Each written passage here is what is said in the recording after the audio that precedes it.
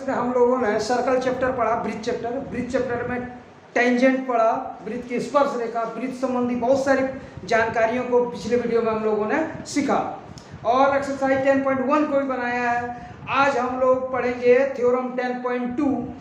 Means क्या है कि किसी बाह्य बिंदु से अगर कोई वृत्त पर स्पर्श रेखा खींची जाए, टेंजेंट खींची जाए, तो वह दोनों टेंजेंट आपस में इक्वल होगा। यही हम लोग आज सीखेंगे। लेकिन सीखने से पहले अगर आप लोगों ने पिछले वीडियो को नहीं देखा है तो निश्चित रूप से आप ये समझ नहीं पाएंगे और इसे समझने के लिए आपको पिछले वीडियो को देखना होगा। आप पिछले वीडियो को देखने के लिए आपने यदि चैनल को सब्सक्राइब नहीं किया तो सबसे पहले आप चैनल को सब्सक्राइब कीजिए उसे, और अगर आपको वीडियो को अच्छा लगेगा तो उसे लाइक भी कर दीजिएगा और अपने दोस्तों को भी शेयर कर दीजिएगा, ताकि ये वीडियो अगर आपको अच्छा लगेगा तो दोस्तों को शेयर कीजिएगा तो वो भी सीख पाएंगे कुछ। ठीक है, तो आज हम लोगों का प्रश्न है कि यदि किसी वृत्त पर के बाह्य बिंदु से अगर कोई स्पर्श रेखा खींची जाए तो दोनों स्पर्श रेखाओं की लंबाइयां आपस में समान होता है। तो चलिए हम लोग सीखते हैं। आज हम लोग सीखेंगे वृत्त में थ्योरम 10.2 एनसीईआरटी बुक से, बाह्य बिंदु से वृत्त पर खींची गई स्पर्श रेखाओं की लंबाइयां बराबर होती है। बाह्य बिंदु मतलब, बाह्य मतलब क्या होता है? बाहर से। किसके बाहर? वृत्त के बाहर, है ना।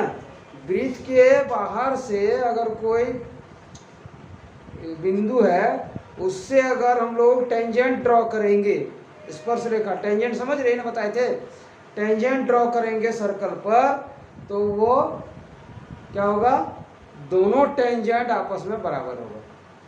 ठीक, एक बिंदु से दो ही टेंजेंट में खींचा जा सकता है।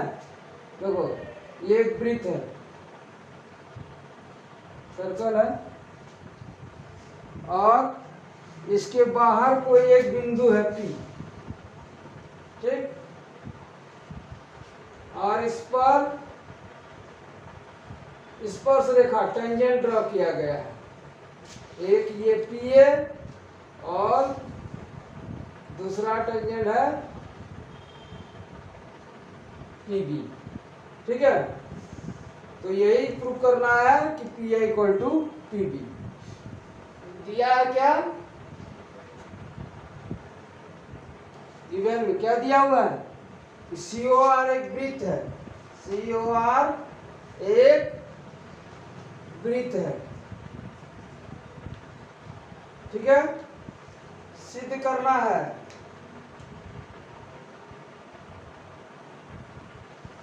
क्या सिद्ध करना है? अभी तुरंत बताए, सिद्ध क्या करना है कि ये PA और PB दोनों जो स्पर्श रेखा है वह बराबर होती है।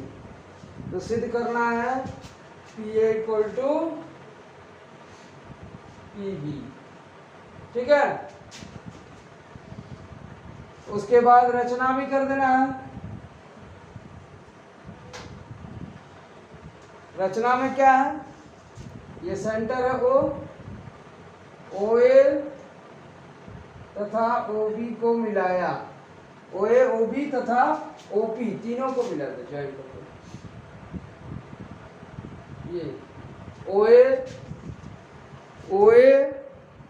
OB और OP को मिलाया, OA OB तथा OP को मिलाया। अब प्रमाण,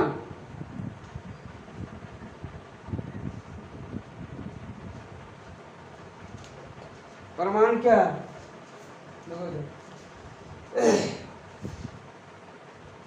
in triangle AOP and BOP में, ये दो त्रिभुज में, त्रिभुज OAP तथा OBP में, त्रिभुज OAP तथा त्रिभुज OBP में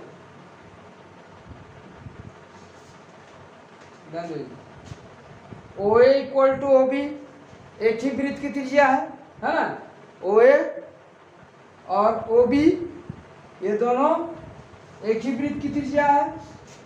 तो O A equal to O B equal to R, ठीक, एक ही वृत्त की त्रिज्या। यहाँ लिख देना है एक ही वृत्त की त्रिज्या, वृत्त की त्रिज्या, ठीक है। ये एक ही वृत्त की त्रिज्या है, इसलिए O equal to O B हो गया। फिर ओपी इस ट्रायंगल में भी है और इस ट्रायंगल में भी है, तो OP equal to OP common हो जाएगा, उभयनिष्ठ। इसमें भी ओपी है और इसमें भी, दोनों ट्रायंगल के लिए ओपी है। तो ओपी इक्वल टू ओपी, ये लिख देना उभयनिष्ठ कॉमन, समझ में आया, ये कॉमन हो गया।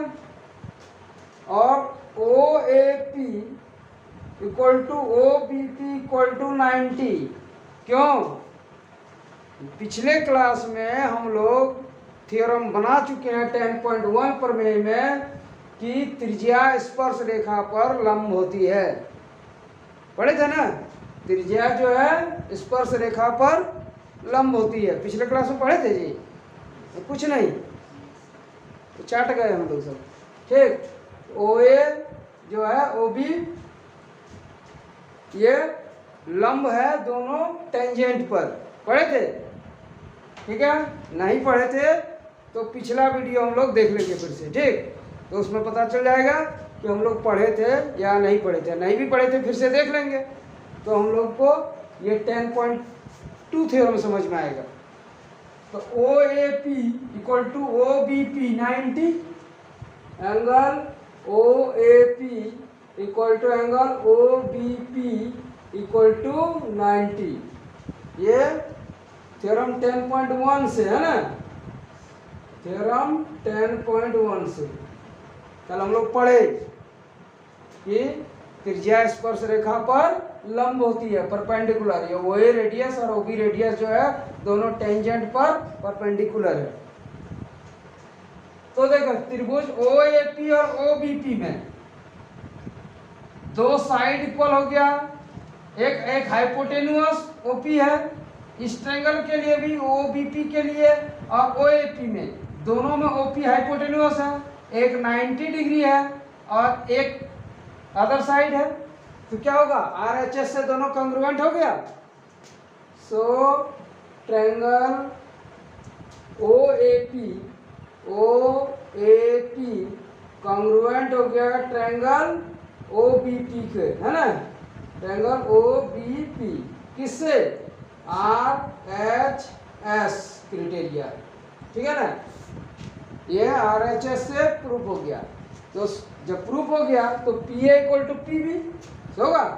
सो P A equal to P B होगा। ये क्या है, सीपीसीटी, कोई दिक्कत, तो प्रूफ हो गया, ठीक है।